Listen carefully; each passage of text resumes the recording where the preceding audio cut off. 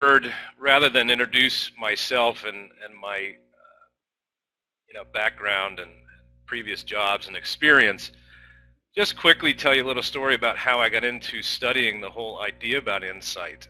One of my clients, a longtime client, several years ago, I don't want to say how many years, but it was many years ago, asked me if at the end of a workshop that we had done digging into a big qualitative exploratory project that we had done for them, if I could teach insight, if I could help people on particular on his team, which was the breakthrough innovation team for a large CPG company, help them become more insightful. And of course I immediately said, no, that's not possible.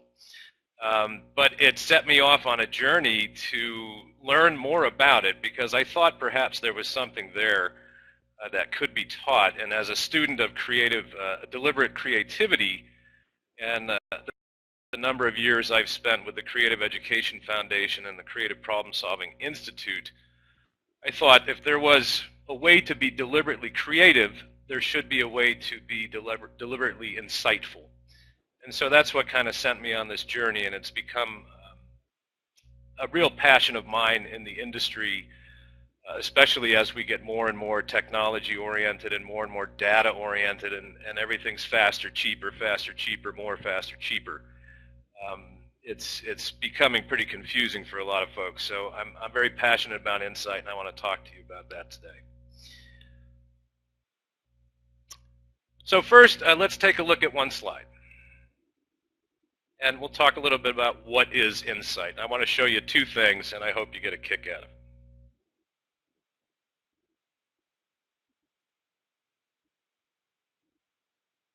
You can let me know if everyone's laughing out there. I'm going to show you one more.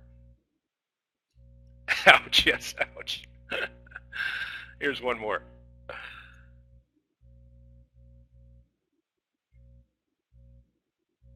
Yep.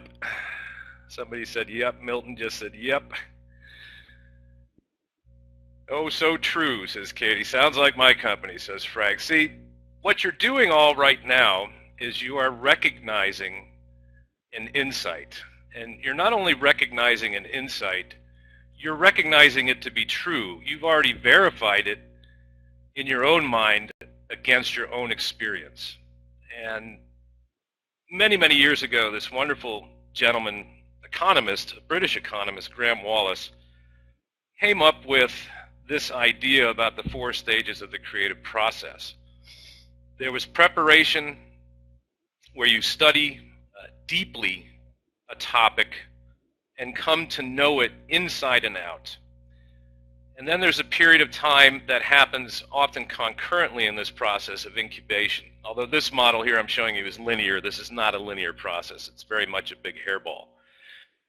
There's incubation, there's that illumination, that aha, I've got it, that eureka moment, that creative idea, that moment where Tom Fishburne says, oh, wouldn't it be perfect if I highlighted this fact about some companies and how they go through the motions of having a brainstorming session, but really don't intend to do anything about it.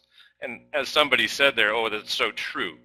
And then there's that period of verification where you either test it against your own intuition, or you bring it out to other people and test it with them to see if that insight in fact holds true. So that's a process that's pretty simple.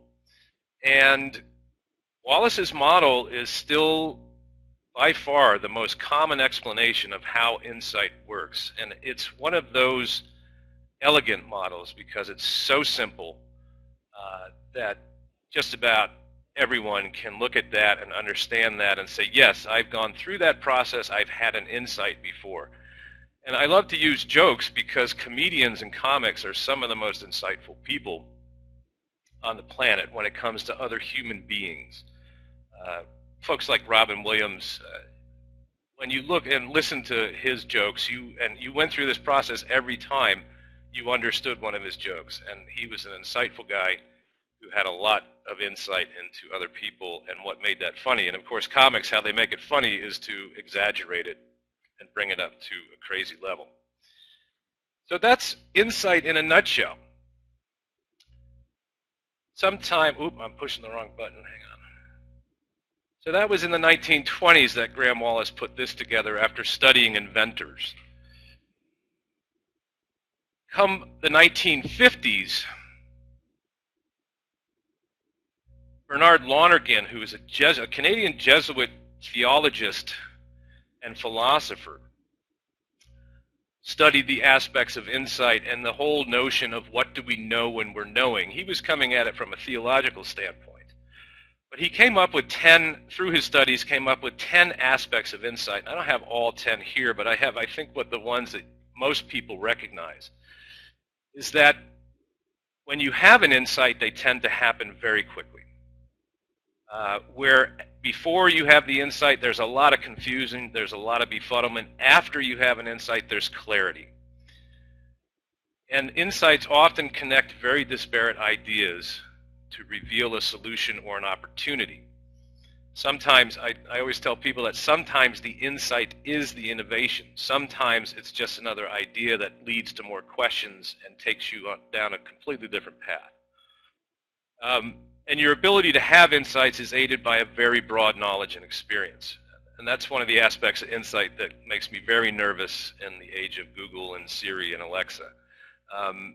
You're not going to have an insight about the vulcanation of rubber like Charles Goodyear did unless you've been studying it for a very long time and understand it inside and out. So breakthroughs and insights, and even in marketing research when we're talking about the customers and the people that we're studying, knowing them inside and out is a critical aspect of having an insight about them. Insight also identifies patterns, and it leads to new hypotheses. Like I said, often we have an insight and that takes us down a completely different road and leads to new hypotheses and new experiments.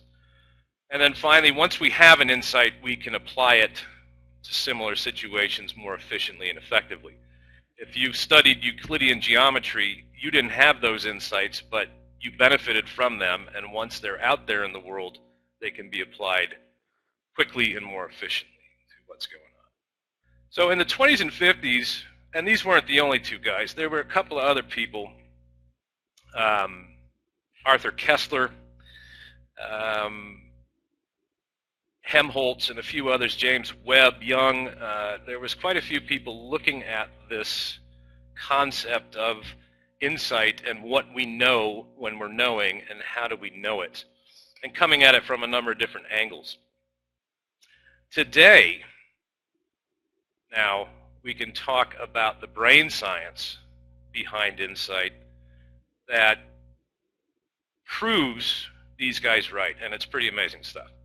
The first thing I got to tell you about the brain science, though, and it might upset some people, is that this theory, this very, very popular theory of the left and right hemisphere of the brain, unfortunately, is wrong. And that upsets a lot of people because this has been a very popular theory. It's been around since the late 70s.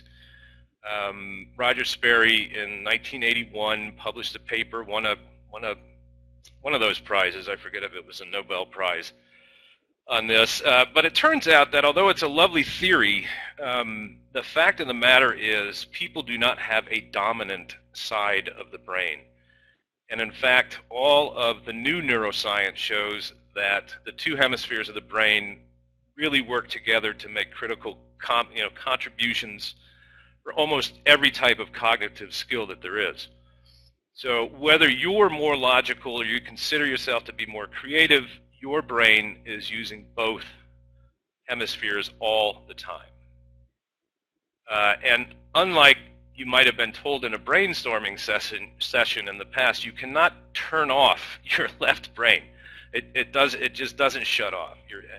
And in fact, I don't even want to go into it, but they just found a huge neural wrapping around the entire brain, a neuron that they hadn't discovered before that encompasses our entire brain, and they don't even know what that's for. But you cannot turn off one side of your brain and turn on the other. The newer theory and the more accepted theory, but still a theory about how the brain works, is intelligent memory. And this is the notion that intuition and analysis work together in all modes of thought, constantly learning. You're constantly recalling in various combinations throughout your entire brain. It's basically an on-the-fly reconstruction of elements stored in your brain from birth. So I'm going to read you a little piece about this. From the moment you're born, your brain takes things in, breaks them down, and puts them on shelves. As new information comes in, your brain does a search to see how it might fit with other information already stored in your memory. When it finds a match, the previous memories come off the shelf and combine with new, and the result is a thought. The breaking down and storing process is analysis. The searching and combining is intuition. Both are necessary for all kinds of thought. Even a mathematical calculation requires intuition to recall symbols and formulas previously learned in order to apply them to the problem. So when the pieces come off these shelves in your brain smoothly in familiar patterns, such as a simple fraction or a simple addition you've done many times in your brain, you don't even realize it happens. Once you learn how to drive, you might drive to work and not even remember how you got there. So when things just happen smoothly, you recognize them and you don't even realize it happened. But when things come off the shelves and combine into a new pattern, you feel that as a flash of insight, the famous aha moment. But the mental mechanisms are working the same way in both cases, whether it's working on a familiar idea or a new idea. This notion of intelligent memory is that your brain is working all the time in concert with many other parts of the brain. I'll give you an example of that, and this is a rather famous one if anybody's heard of a little company called Netflix. Reed Hastings' inspiration for Netflix sprang from combining 4 seemingly unconnected experiences sitting in his memory bank on those shelves in his head. One of them was he brought back Apollo 13 to Blockbuster late, and he was charged $40 in late fee. So that was number one. Number two was the monthly membership dues from his local gym. Number three was his experience with Amazon's web-based ordering features. And then finally, he had a conversation with a friend who told him about the DVD, a new technology from Japan that was far less bulky than the video cassettes at Blockbuster. So 4 seemingly unconnected ideas at some point came off of Reed Hastings' shelves in his head to combine into the idea of Netflix. Like I said, sometimes the insight is in fact the innovation or is the idea. Bottom line here is that insight, folks, is a cognitive act and has been shown through fMRI and EEG scans to be fundamentally different from solving a problem analytically. So when you have an insight, your brain works in different ways than it does with analytical problem solving. And the flash of insight, that aha moment, interestingly, involves the amygdala, which is the center of emotion. It's that old limbic brain. It's the center of our emotional behavior, and motivation in the limbic brain. Analytical thinking doesn't have any association with the limbic brain. So that's a big difference. So insight really involves that reorganization resulting in a what the scientists call a non-obvious interpretation, which is just a fancy way of saying it combines old elements into new combinations based upon seeing connections and relationships. So the good thing about it being a cognitive act is that it's not a fixed ability, and in fact, it can be taught. And maybe we'll have time to talk a little bit about that in a second. And before we get to why I think this matters to you, does anybody have any questions or comments on this?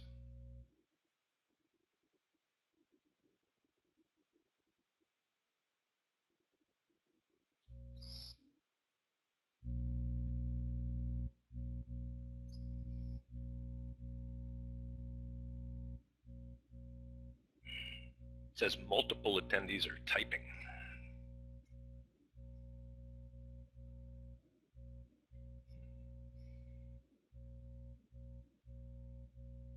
Yeah.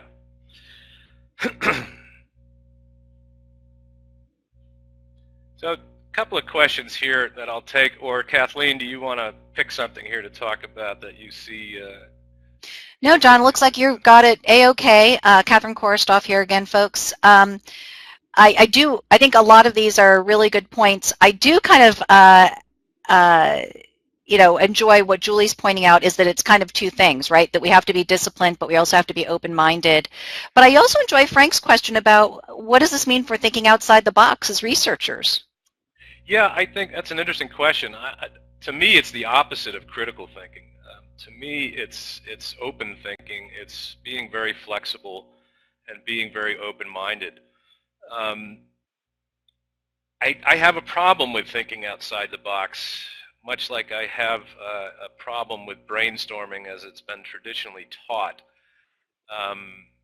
If anybody's a Star Trek fan, there's a famous quote from Captain James T. Kirk who said, "You can't just order up genius. You can't just tell me to be a genius one day and it's suddenly going to happen." So to me, thinking outside the box, it's not something that you can order up, and you can't order up insights. You have to be open-minded and be flexible and follow a process, if you will. So I think, what time is it? Yeah, I hope we get to talk a little bit more about that and how it's linked to innovation and where it is. So these are great questions because they leave into why I think this matters so much for market researchers. I'm going to skip ahead one slide. And first I'll say that one of the reasons why I think it matters is that we need more insight and not more data. And we're in an industry that loves its data and loves to do more studies and collect more data. I was at a conference and I was talking to one of my clients at Walmart, and she was proud to tell me that they analyze 40 petabytes of data per year. And of course, I had to say, what's a petabyte? I didn't know what a petabyte was. Well, a petabyte, I don't even know what it is, but 40 petabytes is equal to 40 million gigabytes of data. And that was transactional data from Walmart. Plus, they analyze over 250 social media posts per year. And yet, here's Walmart at an Insights conference trying to figure out how to become better storytellers, how to become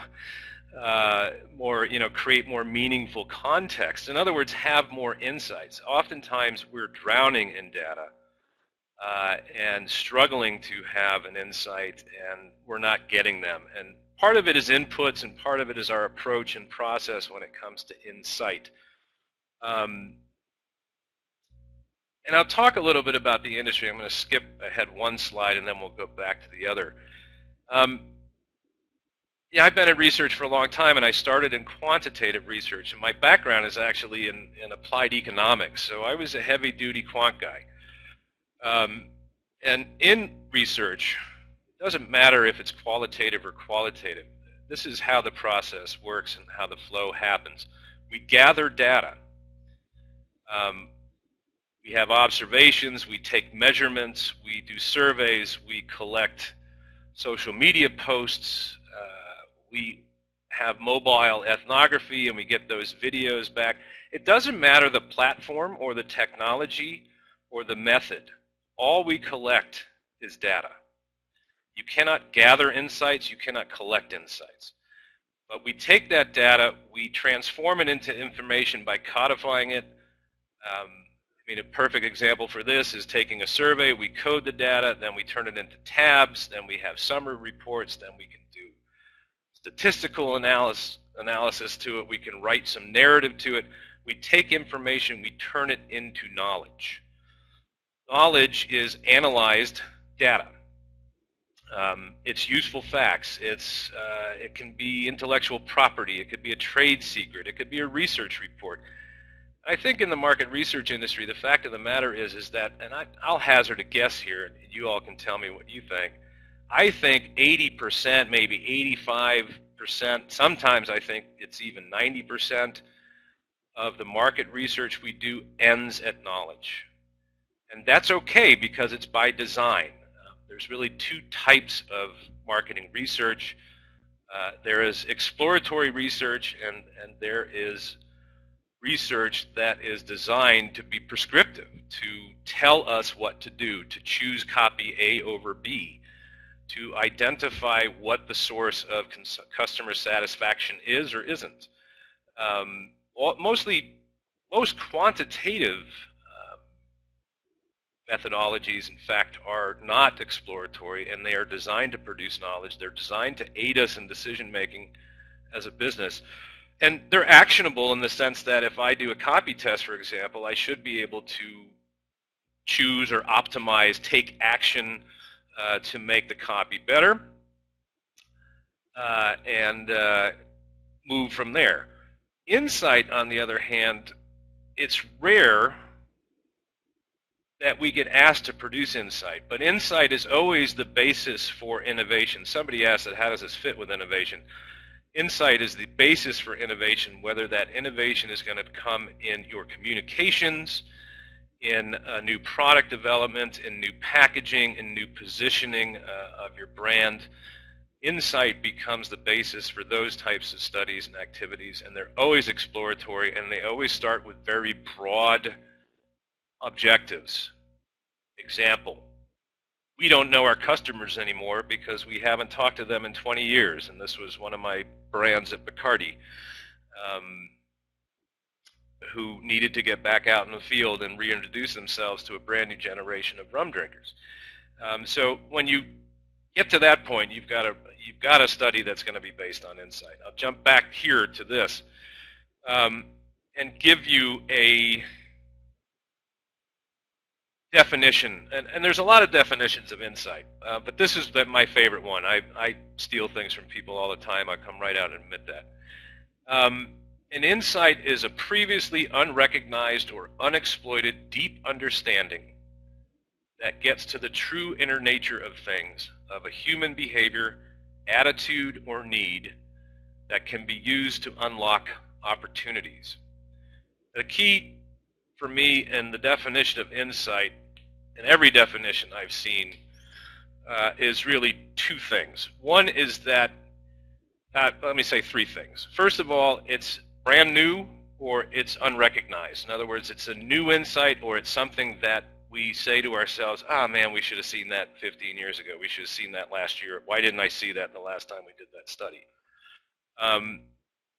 So it's new or it's unrecognized. It's a deep, deep, deep understanding, like those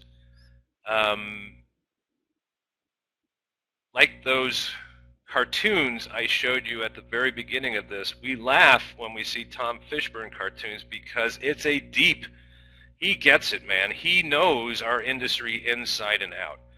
And you just can't help but laugh every time you see one of his cartoons. And he gets us. He gets our behavior. He gets all of our BS. And it's a very deep understanding of the marketplace, of the marketing industry. So that's the second thing. And the third thing is opportunity. An insight isn't an insight unless it unlocks an opportunity for people. It has to unlock a new opportunity for a brand, for a service, for a new idea, for a new way of communicating with people in order to be an insight. If it doesn't do that, it's knowledge.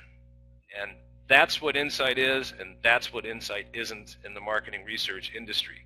When I see companies talking about gathering insights, my skin crawls because it's not possible to do that. Insights rarely come out of the people that we're studying. I don't even like to use the word consumers. It rarely comes out of people's mouths. It's our job to deeply understand the people that we're studying, formulate insights about them by combining new and old knowledge, pieces of knowledge, and unlocking opportunities for our clients when they ask us for it. So here's what insights are. They're empathetic. They deeply understand people. They get under the skin. They apply judgment and experience, just like you did with the Tom Fishburne cartoons. You all judge that against your experience. So there is some convergence on there. There's some judgment happening as well. Why is my slide moving up? That's okay. They inspire and guide strategy, communications, new product development. Without insights, there's no innovation, none. You all can go sit in a room, and I've done this with clients in the past, and they've got great ideas, but not a single idea applies to the customer or solves a customer problem. In other words, they don't have an insight. They've got good ideas. It won't fly. Eventually, those ideas will crash. So I think for market researchers, there's three approaches. And this is another guy, Gary Klein, who has a great book called Seeing What Others Don't, The Remarkable Ways We Gain Insight. He proposes this triple path model because a lot of the literature around insight is about the first one, which is the creative desperation path, which I call the Apollo 13, which is you're either going to die or you're going to figure out how to get this air filter into this equipment and in 5 minutes. So you know, a lot of creativity and a lot of insight is in this creative desperation path, but it doesn't have to be life or death. I think for market researchers, we have a lot of deadlines that we have to work against. So there is some of that desperation going on, but it's not life or death. I think the more fruitful kind of paths to insight for market researchers are one I call the Columbo, which is the contradictions path. I'm showing my age, but was one of my favorite TV shows. Columbo was a detective who had this habit of always, before, when you thought his interview was done with him, he would go out the door and then come back in the door and say, "There's just one more thing I'm not understanding, just one more thing." And he would find a contradiction and an inconsistency in their testimony or in their interview, and he would come up with another perspective. And then finally, I think the connections path, which I call the James T, is very much in the wheelhouse of marketing researchers and consumer insight specialists, because connecting new ideas is really where the great insights in marketing and in new product development come from. Watching somebody clean their house with an old sock was one of the observations that led to the insight that created the Swiffer. So those types of new things that you expose yourself to regularly outside of your discipline and expertise, you can often draw insights from very unexpected places. And I think as an industry, we should be doing a better job at this and using that path to take our quantitative data and get out there and really explore and expose ourselves to new things and try to make some new connections.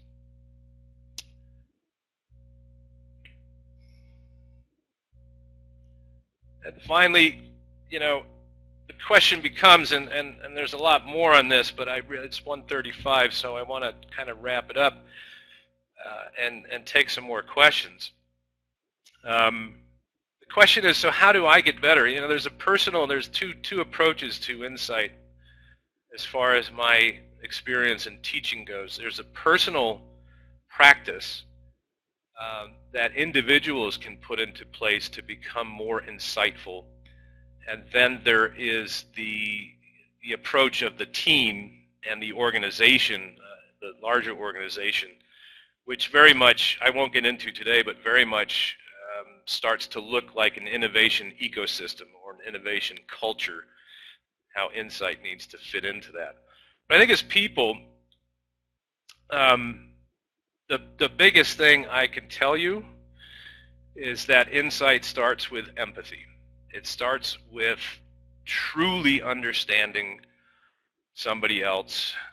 And in this case for us, it's the group of people that we are studying on behalf of our clients or on behalf of our brands and products, and knowing them inside and out. And empathy is really involved, you know, is really three things.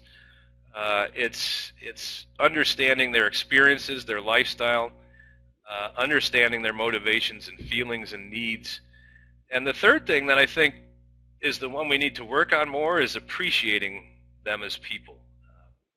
When you get to those places with your respondents or your subjects or your interviewees, and you really create an empathetic understanding, you're going to have some insights into them and how you can reach them in an authentic way. And Frank's right, big data will not get you empathy. It doesn't give you the why behind it. And, you know, beyond asking for it, Frank, I think you need to get out there and really spend a lot of time with people. Along with empathy, you can improve your skills in perception, in reflection, and in flexible thinking. And then there's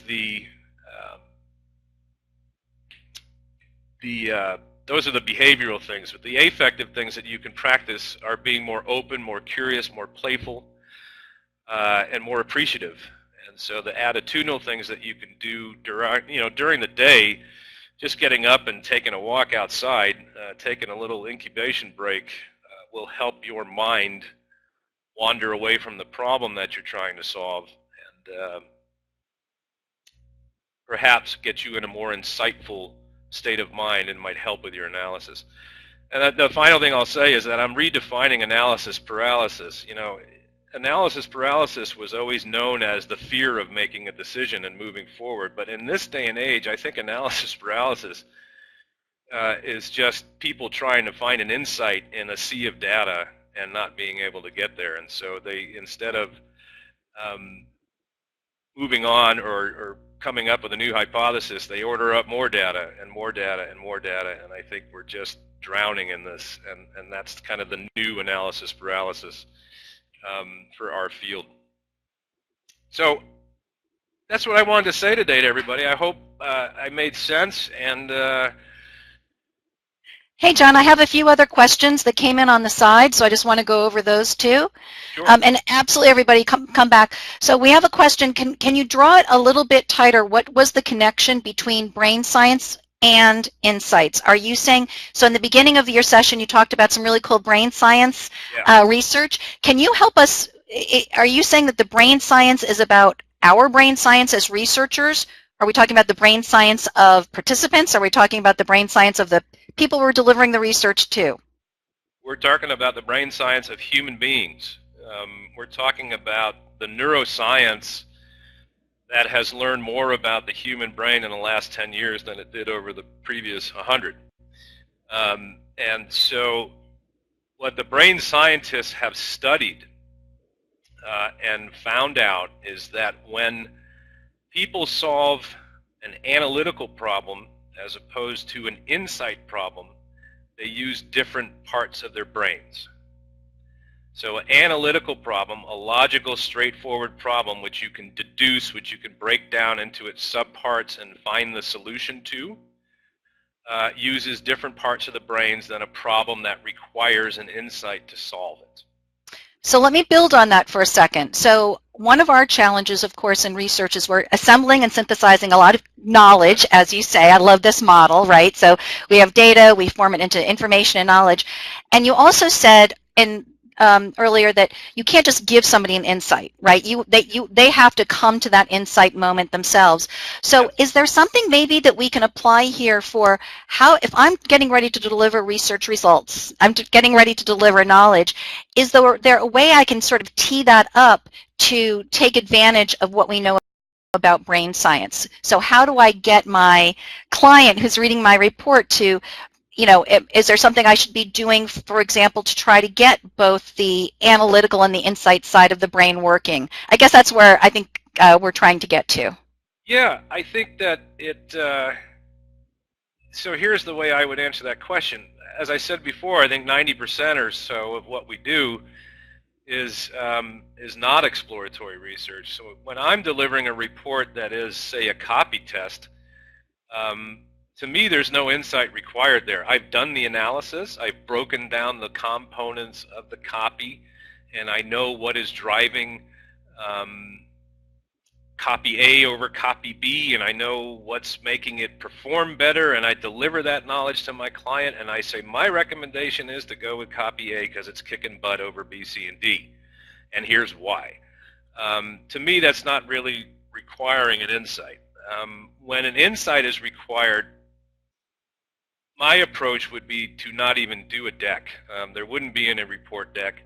The clients would be brought in to participate in the exploratory research, the immersive research, whether it's ethnography and field visits or in-depth interviews or co-creation groups. The clients are involved in it, and the way that people have insights is that they have them together as a team and then they share it. I don't. In the past, I tried to tell clients what my insight was, and it doesn't work very well.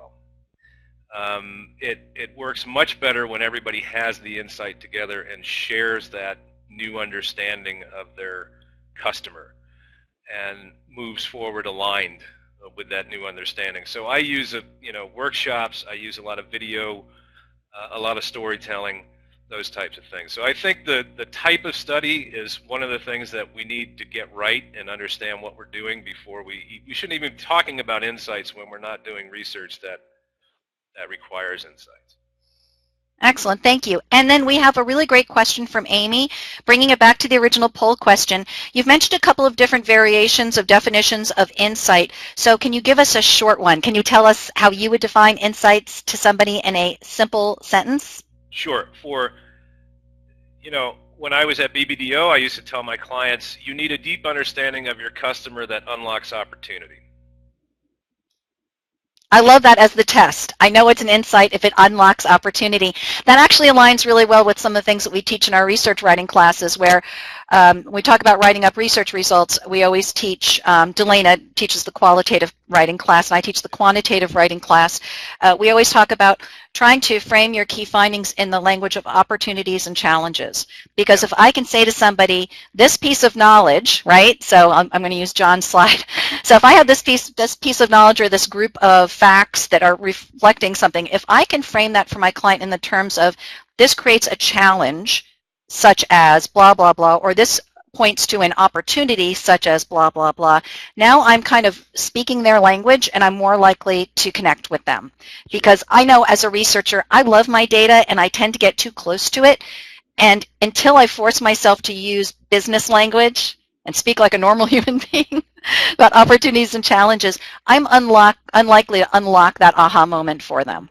Exactly. And that worked, when I was in the agency space, I learned how to speak the creative brief, and the insight was the basis for all creative development coming out of the agency on behalf of a brand. And so without an insight, you couldn't even move. You couldn't even start to plan. You couldn't start to create new TV spots or print or whatever it was going to be. So you got to have that insight. That opportunity needs to open up. Everybody needs to go, oh yeah, that's what we need to talk about. And then the people that you're talking to need to be verified against as well. And when you have a really great insight into your customers and you take it back out to them, they're going to have that same reaction that you all had to Fishburne's cartoons, which is, oh, you got me. That's it. You nailed it. Dude, how did you figure that out? But they'll play it right back to you. Well, I love this, and I think this is a really concrete takeaway from today's chat, the idea that if I'm writing up an executive summary or I'm writing up a report and I'm not sure I'm delivering insights in a way that's going to create an aha, I love this having a test for myself. Have I presented this in a way that clearly identifies some sort of opportunity? And if I've done that, then I'm probably in the right neighborhood. You are. Just understand that a lot of studies aren't created to expose opportunities like that, and that's okay, and that's fine. It just, brand trackers, they give you wonderful knowledge, but they don't really open up doors for your brand. Oh, do you mind if I challenge you on that? Sure, go ahead. You got it. So while I agree with you that there are a lot of tracker studies that get very dry because you're asking the same questions on a monthly or quarterly or an annual basis, I sometimes will get my insight from looking at it at sort of at a higher level. Yeah. So looking at what the overall trends have been, and there can be an insight in terms of, we're starting to see more fragmentation in terms of perceptions of our brand. Therefore, there may be an opportunity to think about segmentation. Maybe we can, maybe the fragmentation's reflecting something that's going on in our target market. Right. I just playing with you a little bit. No, true. So are you seeing a contradiction in there? Are you connecting some other data to it? I mean, that's really how it works. When I work with insight teams, you take them into the room and you bring in the entire breadth of their knowledge, all of those tracking studies, all of that transactional data, all of that qualitative research that you've done. You need to open up a lot of windows on your customers and then start working to combine those. They don't seem like they should fit together. Why would I look at a customer satisfaction study and a copy test? But when you start looking at things and combining things or noting contradictions, that's where the good stuff is. I always tell people, don't focus on the 80% of the stuff that confirmed what you already know. Talk to me about the 20% that you thought was surprising or interesting, and let's go from there, because we spent a lot of time confirming what we already know, and I think patting ourselves on the back for it. So it's the hard part is getting into the stuff that's surprising or contradictory or that challenges. I mean, the really hard stuff is when it challenges the shared understanding of the whole team. Everybody thinks they know what they know, and something comes up that just challenges all that. That's when it gets hard, but that's when it gets interesting. Yeah, I really agree with you. In fact, we talk about that in a lot of our classes too, the importance of, if you see data that does seem to contradict each other, it's really important for us as the researchers to address that proactively, even if only to identify it. Hey, we're seeing a couple of customer behaviors here that seem not to really make sense cognitively. They shouldn't be doing A and C. These things just don't go together. But I want to get ahead of that, and I love the idea of those potentially being some of the richest opportunities to grab that aha. When we do recognize that there are contradictory behaviors or attitudes, maybe we can take advantage of that. And I also really love your point about the status quo. And I'd love to hear from... Status quo. Huh? I couldn't think of the word, the status quo. Oh, yeah. So, because it's so true, and I think we've all had clients like this where there's a certain worldview, especially for clients who are in mature markets. When you're dealing with clients who are in rapidly changing markets, they're usually more open to new knowledge. But I know I've worked with a lot of organizations that are in fairly mature markets, and so the executive team has very specific things that have worked for them in the past, their understanding of common customer behaviors, attitudes, values, and all of that sort of thing. And so challenging that can be really hard. Of course, at a tactical level, there are things we can do. So one of the things that I always advise our students is, if you are coming up with some information that is going to challenge conventional thinking, it's always a great idea if you have multiple data points or multiple data sources, because you need to be so credible if you're going to challenge the status quo. And by the way, a lot of executives like to think, oh, I'm open to new ideas.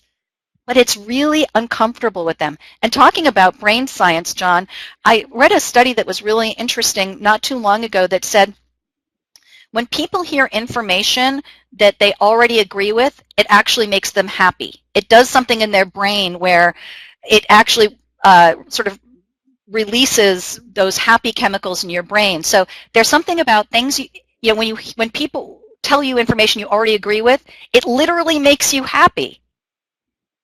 So it can be a really hard thing, even if somebody is an executive and thinks it's part of my job as a leader to think outside of the box and to challenge conventional thinking. It's actually really hard for them. So I have to think about, how can I make it easy for them? Bias becomes, bias is a very personal thing. Chris Argus studied it and talks about the loop, what does he call it, the ladder of inference. And what we do is we have every individual has a worldview, and so we select the data that fits our worldview rather than go looking for data and observations that challenge it. So that happens on a personal level. So writ large in an organization, I think everybody knows how challenging that can get. So yeah, that's a big part of it. Is my solution to that, multiple data points are great, but I want people out with me getting their hands dirty and experiencing it themselves. I don't think there's any substitute for it, and there's a great, my favorite example of that is the TV show called Undercover Boss. Every time that boss comes out of the office and gets down on the floor with the employees and gets his or her hands dirty, he learns something. He has an insight, she has an insight into what's going wrong with their company. And it's because they've developed empathy with their employees and they're out on the floor with them. And that's why I love James T. Kirk. He always went on the away team. He never stayed on the ship. You know, I never really thought about it, but yeah, you're absolutely right. I always thought he was there because he was handsome. He wanted to gather new observations. Yeah. Fantastic, fantastic. All right, folks. Well, we are wrapping up. Can we get any last questions before we wrap it up? And I know that this is a challenge, right? Getting our client executives to go out in the field with us can be, in some cases, can be really hard. I've had clients, by the way, who I've worked with, where what I've said is, if nothing else, can we at least get your executives in on some in-depth interviews and have them do some in-depth interviews? You know, because unfortunately, in some industries, the executive team is really far removed from the end client because you might be selling through channels or other third-party distribution, and so you're really far from the end client. Even a handful of in-depth interviews can be totally mind-blowing for an executive. And it's a mindset. You know, it is that status quo. I have a client here in Miami, a cruise. I won't name any names, but they're a cruise client, and they asked me to go, you know, they run customer satisfaction. They do a lot of social media listening because there's a lot of forums on the cruise industry. You can pick up a lot of great information on it. But they wanted to, you know, understand how people felt about their cabins, and we're going to go do a study, you know, focus groups or online bulletin boards and maybe some mobile ethnographies. And I'm sitting there at the desk looking at them, and I said, you know, right down here at the port, there's 3 cruise ships a year sitting there. Why don't we go down and talk to some people? And that was just like, we don't go down. Why don't you go out and talk to your own cruisers? They're right there.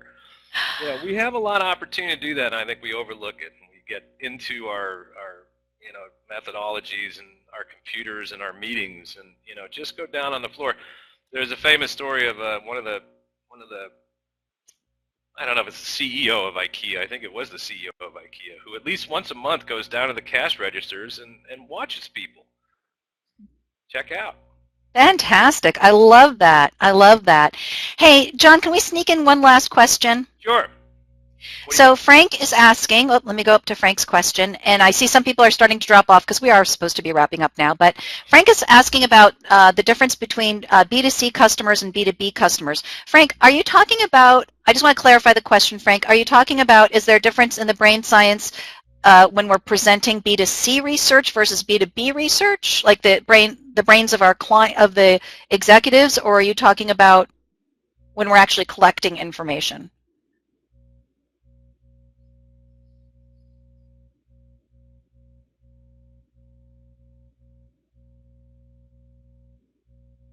As Frank's typing, I'll take a moment to say thanks to all of you. I see you writing in. Thank you. I had a lot of fun. I hope you all appreciated it too. The end respondent, when they are in a B2B or B2C mode, you know, the brain science, again, I'll get back to that, has just been on people, on humans, and I always tell my B2B clients, my B2B people, that at the end of the day, you're talking to people. And people are people, and they're full of contradictions, and they're messy, and they don't make any sense. And that's the business we're in. Our job is to understand them and figure them out. So B2B or B2C or not-for-profit, I always say B2B or B2C or NFP, they're all the same. Excellent. Thank you, John. And thanks for your time today. It was such a great pleasure to have you here chatting about such an important topic. Just to let everybody know, if you are a registered attendee, we will be sending out a link to the recording, and that will be available probably within a day, if not sooner. I also had a request, John, that somebody asked for the source of one of your quotes. I'll follow up with you separately on that so that we can get them that source. Sure. Thanks, everybody. It was great to see you. I'll hang out here in the classroom for a few more minutes in case there's any housekeeping or last questions. Otherwise, that does conclude our presentation today, and thank you so much for attending. Thanks, everyone. Bye-bye. Happy Wednesday. Thanks, John. All right.